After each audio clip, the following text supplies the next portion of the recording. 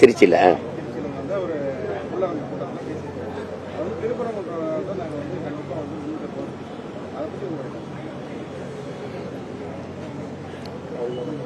அவங்களுக்கு அரசியலுங்கிறது சாதி மதம் சாமி. என்னைக்கு என் அன்பு மக்கள், என் அருமை சொந்தங்கள் ஒன்று கவனிச்சுக்கணும். சாதி மதம் சாமியை பற்றி கவலைப்படுகிறவர்கள், அதை பற்றி சிந்திப்பவர்களுக்கு மக்களை பற்றி நாட்டை பற்றி சிந்திக்க நேரம் இருக்காது, தேவையும் இருக்காது. நாடு மக்கள் அவர்களுடைய நல்வாழ்வு நாட்டினுடைய வளர்ச்சி அதை பற்றி சிந்திப்பவர்களுக்கு சாதி மதம் சாமி கடவுளை பற்றி சிந்திக்க தேவை இருக்காது, அதுக்கு நேரமும் இருக்காது. இதுதான் யதார்த்தம். இது நான் வணங்குற என் தலைவன் பிரபாகரன், என் முருகன் மேல ஆணையா சொல்றேன். இதுதான் சத்தியம். இதை நீங்க புரிஞ்சுக்கணும். நீ எனக்கு திடீர்னு என் முருகன் மேல உனக்கு பக்தி வருது? நான் அதே மலைக்கு கீழே திருமுருக பெருமளா எடுக்கும்போது நீ எங்க போயிருந்த? நான் வெற்றி வேலை தூக்கும்போது நீ எந்த திசையில் இருந்த? இத்தனை ஆண்டுகள் இல்லாத திடீர்னு என் முருகன் மேல உனக்கு பக்தி வர காரணம் சொல்லு.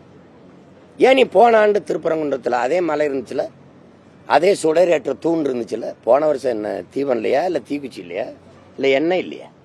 2 மாசத்துல தேர்தல் வருதுன்னா உனக்கு சேட்டை. மக்களை பற்றி சிந்தி. எத்தனை வீடுகள் நீ சொல்ற சோக்கால்டு இந்து எத்தனை வீட்டுல விளக்கறியாம இருக்குது, பசி பட்டினி வறுமையில.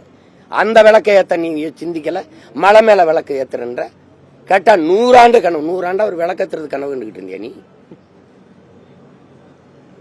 ஒரே ஒரு கேள்வி கேட்கிறேன் இந்த பெருமக்கள்கிட்ட, முருகன் சிவன் இந்து கடவுளா? யார் என்னோட தர்க்கத்துல நின்று ஜெயிக்க போறது சொல்லுங்க? முருகனும் சிவனும் மாயவனும் இந்துவா? உங்க பெருமாளே சொல்லுவோம். உங்க கிருஷ்ணரை இந்துவா? இந்துவா சொல்லு. நீ கடவுளை மதம் மாத்தி வச்சுக்கிட்ட.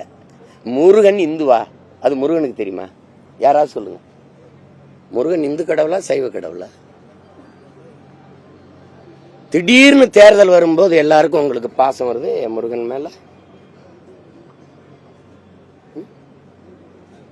இந்த கோயிலுக்குள்ள நடக்கிற திருட்டை கண்டுபிடிச்சு சொல்ல. அறநிலைத்துறையெல்லாம் ரொம்ப நேர்மையா நடக்குதா? ஒரு ஊழலும் நடக்கல, ஒன்னும் நடக்கல.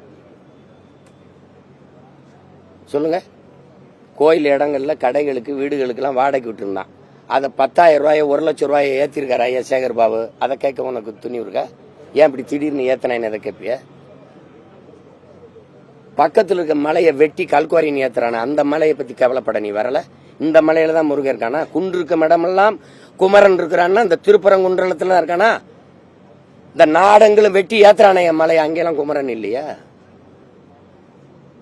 சொல்லுங்க. அந்த மலைக்கு நீ போராட வரல. ஒருவேளை இதையும் கல்குவாரி ஆக்கிட்டாருன்னு வச்சுக்கிறீங்க ஐயா ஸ்டாலின், அப்ப போராட வருவியா? உனக்கு அரசியல் இல்ல, சாதி மதம் சாதியை கட்டி பிடிச்சிட்டு அழுகுற. மக்களின் பிரச்சனைக்கு ஒண்ணு நின்றுக்கேன்னு சொல்லு. இவ்வளவு பேர் இவ்வளவு தலையிடுறீங்களே. என் மீனவன் கடலுக்குள்ள மீன் பிடிக்கிற உரிமை இழந்து நிக்கிறான், நீ அதுக்கு போராட வந்தியா? காவிரி நதி நீருக்கு நாங்க ஒவ்வொரு தடவையும் கையேந்தி நிக்கிறோம், அதுக்கு அந்த உரிமையை போராடி பெற்றுக் கொடுக்க வந்து நின்னியா? எந்த இடத்துல எனக்காக நின்றுக்க நீ? திடீர்னு முருகன் வந்துட்டு அயோத்தியில ராமரை வச்சு அரசியல் செஞ்சு பார்த்த, அது எடுபடல. ஏன்னா கோயில கட்டினவன பிரச்சனை முற்றுப்பட்டுருச்சு, அதான சத்தியம். இப்ப யாரும் அது மாதிரி ஜெய் ஸ்ரீராம் பேசுறது இல்ல, ஏன் சொல்றது இல்ல? ஏன்னா எந்த அயோத்தியில ராமர் பிரச்சனை இந்த கோயிலை வச்சுக்கிட்டு நீ அரசியல் பண்ணிட்டு இருந்தீங்களோ அதே இடத்துல அகிலேஷ் யாதவ் ஒரு தாழ்த்தப்பட்ட மகனை நிறுத்தி பொது தொகுதியில உங்களை தோக்கடிச்சிட்டான். செத்து போச்சு உங்க அரசியல். அதுக்கப்புறம் பூரி ஜெகநாத்துக்கு போனீங்க, ஒரிசாவுக்கு ஐயப்பனை போய் எடுத்தீங்க, அது அங்க வேலை நடக்கல. இப்ப என் முருகனை தொட்டுக்கிட்டு இருக்கீங்க. நீ என்ன குன்ன குடிக்க அண்ணா கபடி எடு, தலைகளன்னு தண்ணி குடி, முருகான்னு கத்து, என் பாட்டை முகம் வரும். அதுக்கப்புறம் பேரன் என் முகம் தான் வரும். ஏன்னா முருகன் எனக்கு இறைவன் இல்லை, என் மூதாதை, என் ரத்தம், என் சொந்தம், என் இன கடவுள், அவன் இன இறைவன். திடீர்னு நீ முருகன் மேல பாசம் எங்களுக்கு சொல்லி கொடுக்குறியா முருகனை?